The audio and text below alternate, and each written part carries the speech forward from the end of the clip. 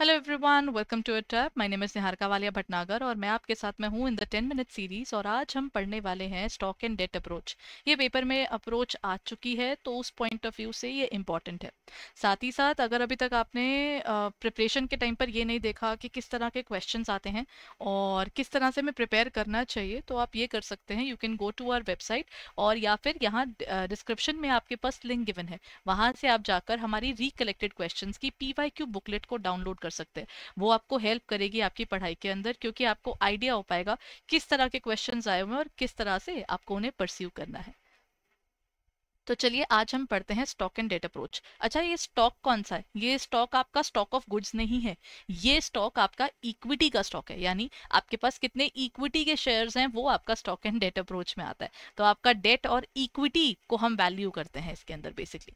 तो इसका basic purpose क्या है? ऑर्गेनाइजेशन की वर्थ निकालना in terms of simply adding the current market value of all its outstanding securities and debt. मतलब स्टॉक यानी market value of equity share उठाइए, और डेट यानी दूसरों का पैसा, मतलब इक्विटी यानी ओनर का और दूसरों का पैसा यानी डेट का।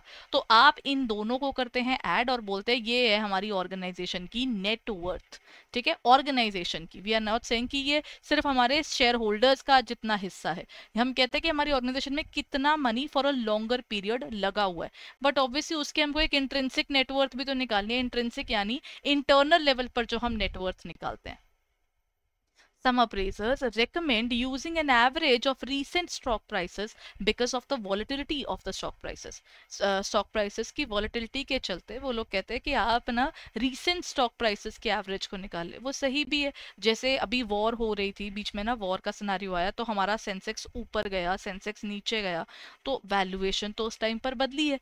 तो जब भी आपको स्टॉक एंड डेट अप्रोच के अंदर if you are valuing your organisation, तो आप ना वॉलेटिलिटी के हिसाब से रीसेंट पॉइंट्स को आप हमेशा पिक कर सकते हैं। जैसे कुछ जगहों पर वैल्यूएशन में इनकम टैक्स के अंडर तो है ही ये कि जब आप वैल्यूएशन करते हो ना, तो जो हाईएस्ट वैल्यू जैसे हाई लो और जो एवरेज चल रही होती है आप उसको उठाते हो, तो वो कहते हैं वो हाईएस्ट आप बुक कीजिए।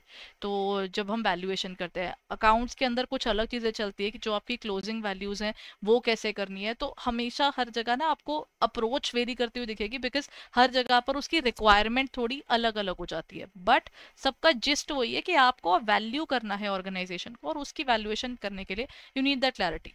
If the market is believed to be efficient, which indicates that the prices of securities reflect all of the information that is readily available to the public, then there is no need for averaging.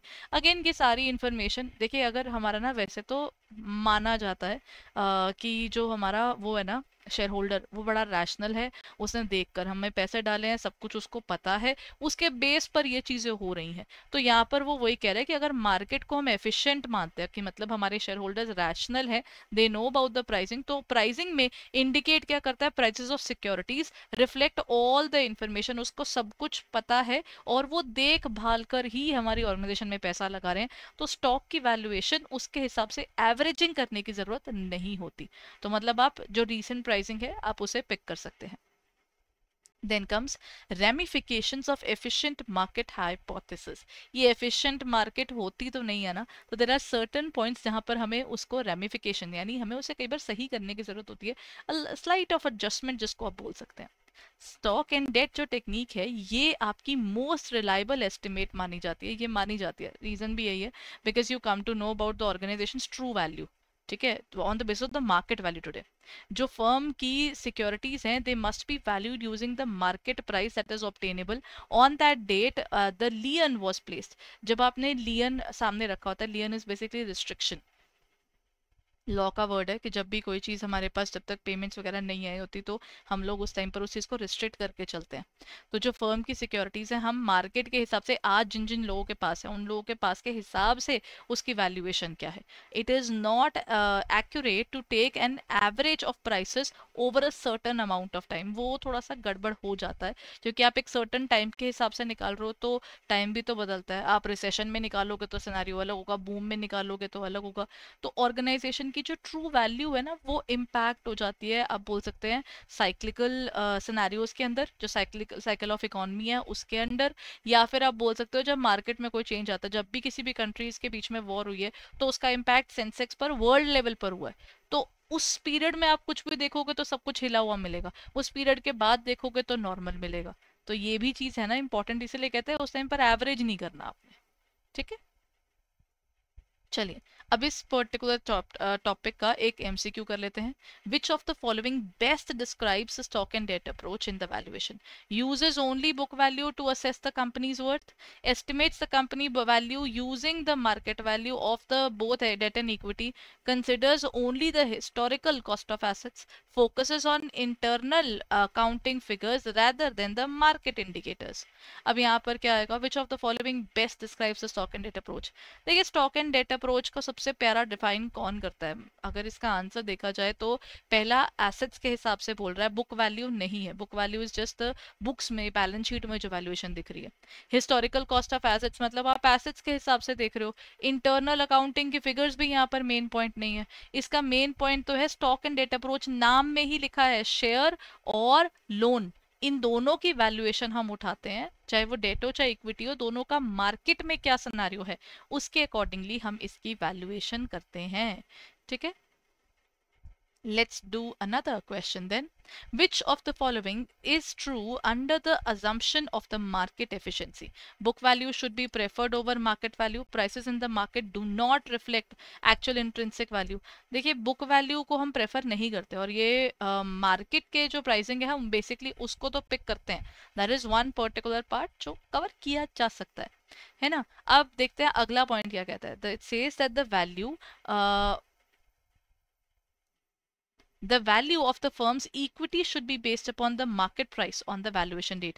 वैसे तो अगर हम stock and date पे market efficiency पे जा रहे हैं तो हमारे पास यही मेन आया, क्योंकि वो रीसेंट प्राइसिंग को उठाते हैं rather than एवरेजिंग। ये भी पीछे पढ़कर ही आए हैं कि एवरेजिंग नहीं करनी है, क्योंकि कई बार हमारे लोग रैशनल नहीं होते और कई बार मार्केट बड़ी बुरी तरह हिली होती है। उस समय का आप जब भी एवरेज करेंगे तो वो एवरेज जो है वो करेक्ट नहीं आएगा, उसमें कुछ ना कुछ एडजस्टमेंट्स की तो डेफिनेटली एक रिक्वायरमेंट बिल्डअप हो ही जाती है ना, उतना तो इसमें बनता है।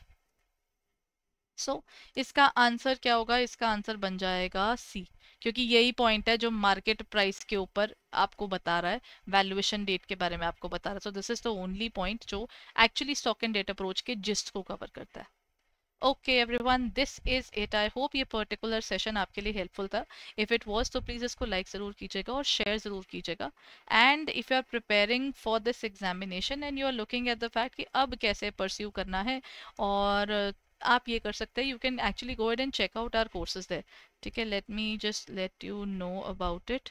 अगर आप हमारी वेबसाइट पर जाते हैं edutap.in पर, there you will get all the details.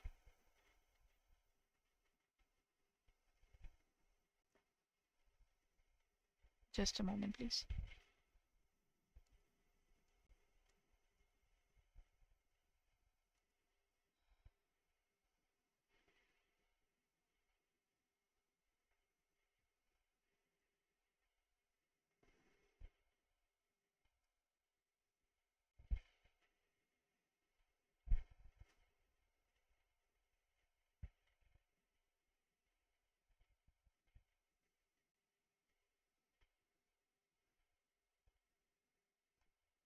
Just a moment, मैं आपको एक बार हमारी वेबसाइट दिखा देती हूँ सो दैट आपको आइडिया हो जाए कहाँ जाना है आपने। ये देखिए, ये हमारी वेबसाइट है। Just go on to the website and यहाँ पर आप जा सकते हैं in the area of CIIB courses, और ये रहे हमारे कोर्सेज की सारी डिटेल्स।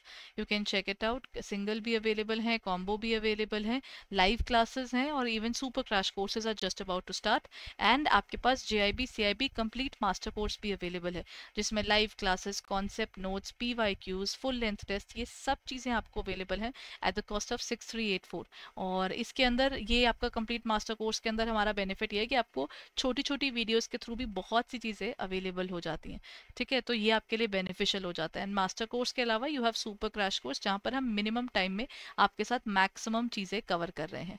ठीक है, so if you are preparing for this examination then please go head and check out our courses.